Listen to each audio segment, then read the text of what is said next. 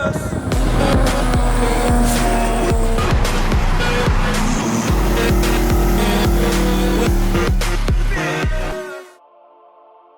guys, welcome to another episode. Now remember to subscribe, comment and like so we can do more videos like this one. Today I wasn't gonna film anything, but then I started a project that I spent like maybe 15 minutes, and then my partner over here, my Mauricio, this is Mauricio, tell me, man, you should film this. Mauricio is in college and he wants to learn about jet ski, so he's helped every time he has a chance. He comes over here and help me. You know, he wants to learn. So nothing wrong with that. And I have the patience. Sometimes. So he told me, why don't you film this? Because this jet ski is kind of unique. So the story with this jet ski is my good friend James Fiso intercoolers bought 2 jet skis just to flip and make a little money, and 2015 banana yellow. Oh yeah. So the owner bought them brand new and he personalized them. He painted a lot of the plastics and he did a great job, but up to his liking. And James is trying to sell the jet ski, and it's not everybody's cup of tea. So this is what we got. It has lights so you can cruise at night, and he put all this little thing, you know, this little, what do you call this? I don't even know. These little things all the way around. He painted the motor, and he basically painted everything a different color. I'm sure, I know he liked it, but like I say, it's not everybody's cup of tea. It has a Riva steering and he painted all this a different color. It has release valves, so he put all these things in here, got lights on the back.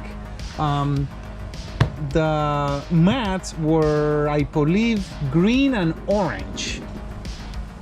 Green and orange. Very fluorescent.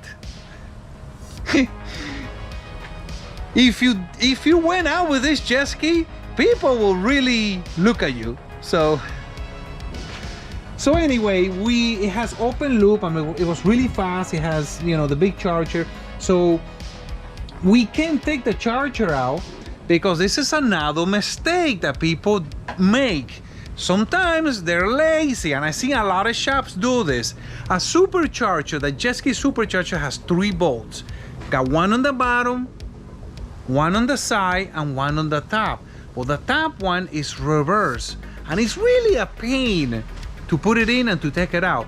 So sometimes the shops don't put that bolt, and that is a mistake. I got in probably around 3 jet skis like this one that they don't put the top bolt, and what happens is the bolts are weird. It's weird how there's one over here, one over here, one over here. So when you don't put the one over here, only got these 2 here, it shakes, and the supercharger goes into the housing very, very tight. The tolerances are very, very tight, so the oil doesn't come out. So when it starts shaking because it's missing one bolt, it will make like the 2 aluminum will get messed up, and it almost weld each other like it, and then it won't come out. So for me to take it out, I need to take the motor out, and then I can work it outside, which I'm gonna show you guys. And I have to take the motor out just to take the supercharger out. But it is what it is, and that's what we got. So I showed you guys what the jet ski looks like, and let's get to work. Let's get to work. Maurice's a little lost, but the funny thing is that James called me and said, oh, you know, I need your help with this jet ski. We need to put it back to stock. It has a few little colors. It's not that bad. Really, James?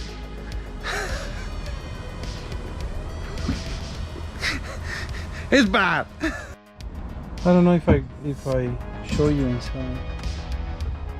What?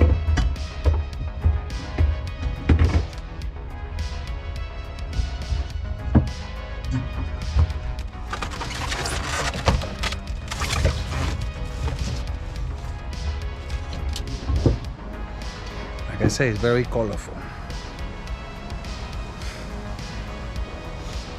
And of course it has ram air.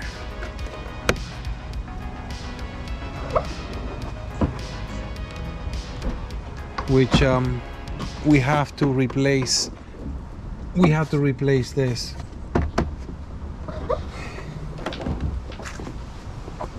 I guess this guy who built this jet ski was really into safety. Look at this.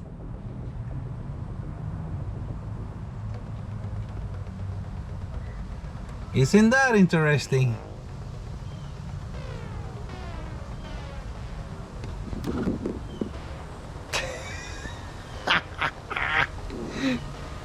Right, Mauricio? Mauricio!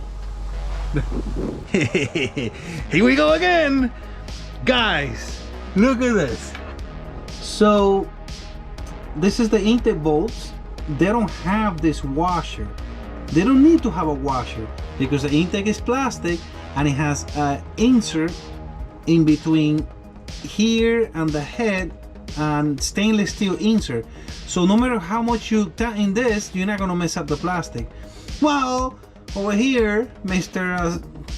Banana Yellow SeaDoo, here this guy put washers, and they're not even. This one is rusting out already. They're not stainless steel washers. I mean, I see the point. Yes, you want to be better, but guys, use stainless steel. This is a jet ski. It's in salt water, fresh water. It's around water. If you don't put something that is not stainless steel, it's gonna rot, and then it's gonna be twice as much work. All right, so here's the bolt with the washer already rusting out. You don't need that. What you need is just your regular bolt, because, like I say, it has an insert, so it's okay. Doesn't need a. It doesn't need one. If SeaDoo didn't put it there, engineers from SeaDoo didn't put it there, you don't need it. Don't reinvent the wheel. Right? I don't think. It gets even better. Check out these bolts. They're not stainless steel and they got the same washer. I guess he liked the washers. What do you think? I don't think. He learned quick. 24 hours later. All right, so here we go again. One of those good deals. I had a customer of mine say, hey, I started taking my motor apart and it's too hard. Why don't you do it? That sounds a little fishy. So I took the head off and I took all the stuff that I need to take off from the top. When I turned the motor around, surprise! He messed up these two plugs. They have a special tool, which is this one. And if you don't have that tool, you will mess up. Oh yeah. So he messed up too. Thank God that he stopped, because I got in all the blocks where they messed up all of them. So let me get this straight. If you mess up the first one and the second one, what makes you think that you're gonna get them out? So at least he was a little smart. So I'm gonna show you guys how to take those plugs out when you guys mess up. And I got my apprentice here. He's a friend of the family, and he told me, hey, I want to learn about jet skis. And I said, okay, well then just show up and I'll try to teach you. So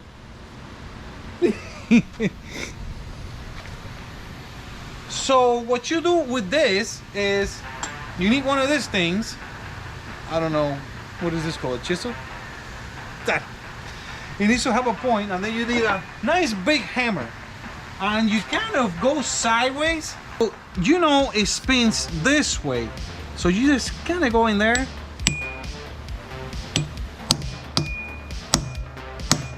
You see how it's spinning?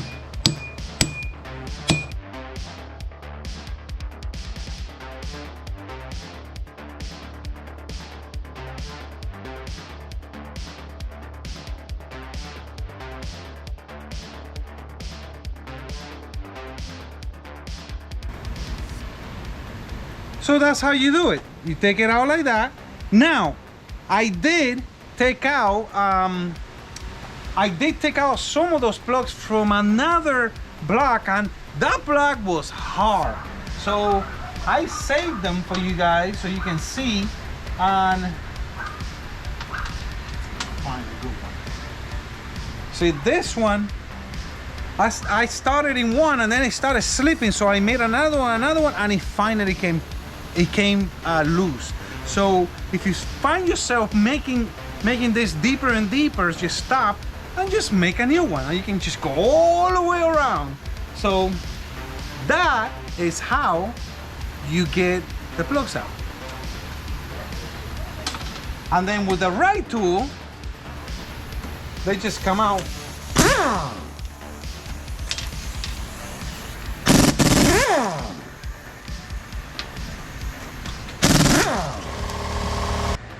Took all the mains bolts out, and here comes a surprise. Ah. Nice. So I think the only thing good in this is probably these two rods and maybe the counterbalancer. I don't think so. Something hit right here and right here. Yeah, I wouldn't use this counterbalancer either. So basically, probably these two rods. This is the piston, what's left of it.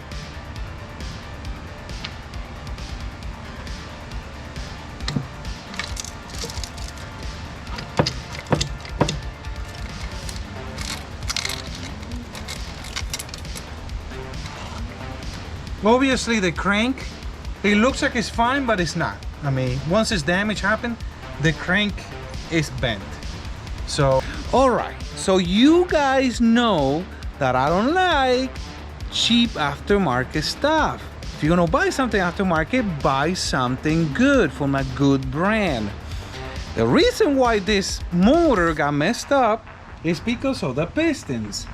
This is a factory 260 pistons. You can see the brand name, and you can see the number. And look at the color. This is an aftermarket.